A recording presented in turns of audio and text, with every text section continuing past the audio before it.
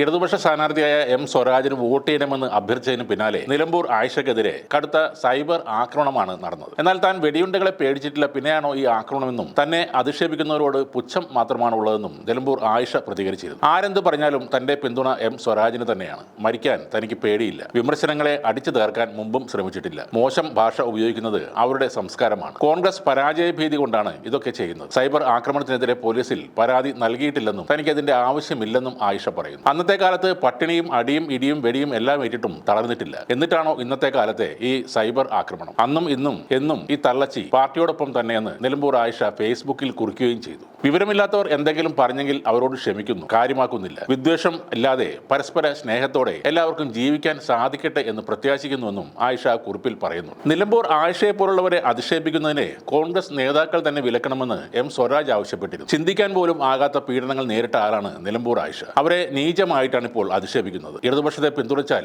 തെറി വിളിക്കുകയാണ്. നിലമ്പൂർ ആയിഷ എന്നത് നിലമ്പൂരിന്റെ പ്രതീകമാണ് എന്നും സ്വരാജ് പറഞ്ഞു. കാലങ്ങളായി പുരോഗമന പ്രസ്ഥാനങ്ങൾക്കൊപ്പം ഉറച്ചുനിന്ന നിലമ്പൂർ ആയിഷയെ പോലുള്ള ആളുകളെയാണ് വാക്കുകൾ കൊണ്ട് മുറിവേൽപ്പിക്കാൻ ശ്രമിക്കുന്നത്. പണ്ട് ഒരു സ്റ്റേജിൽ പെർഫോം ചെയ്തുകൊണ്ടിരിക്കുമ്പോഴായിരുന്നു വെറും 16 വയസ്സുള്ള ആയിഷ എന്ന മുസ്ലിം പെൺകുട്ടി വെടിയുണ്ടയെ നേരിടേണ്ടി വന്നത്. ആ ആക്രമണം അവൾക്ക് നേരെ നടന്ന ആദ്യത്തേതുമായിരുന്നില്ല. തുടരെയുള്ള കല്ലേറുകൾ, ശാരീരിക മർദ്ദനങ്ങൾ തുടങ്ങി സാധാരണ ഏതൊരാളും എല്ലാം ഇട്ടെറിഞ്ഞു പോകേണ്ട രീതിയിലുള്ള പീഡനങ്ങൾ അവർ കൗമാരം മുതൽ അനുഭവിച്ചിരുന്നു. 1950കളുടെ മധ്യകാലങ്ങളിൽ അവർ ഏൽക്കേണ്ടി വന്ന ആക്രമണങ്ങൾക്ക് കയ്യും കണക്കുമില്ലായിരുന്നു. ആദ്യമായി ഒരു പെൺകുട്ടി മുസ്ലിം സമുദായത്തിൽ നിന്നും അഭിനയ വേദിയിലേക്ക് ഇറങ്ങിയതിനാണ് ഇതെല്ലാം അനുഭവിക്കേണ്ടി വന്നത്. അന്നു മുതൽ ഇന്നോളം പാർട്ടിക്കൊപ്പം അടിയുറച്ചു നിന്ന ആളാണ് ആയിഷ. അവരെയാണ് തെറിവിളിയിലൂടെ പീഡിപ്പിക്കാൻ ആധുനിക കോൺഗ്രസുകാരൻ ശ്രമിക്കുന്നത്. നിലമ്പൂർ ആയിഷ എക്കാലത്തും പാർട്ടിക്കൊപ്പം നിന്നതുപോലെ പാർട്ടിയും ആയിഷക്കൊപ്പം തന്നെ ഉണ്ടാകും. ആയിഷയുടെ തന്നെ വാക്കുകളിൽ പറഞ്ഞാൽ ഈ തള്ളച്ചയും പാർട്ടിയും എന്നെന്നും ഒരുമിച്ച് തന്നെ നിലകൊള്ളും.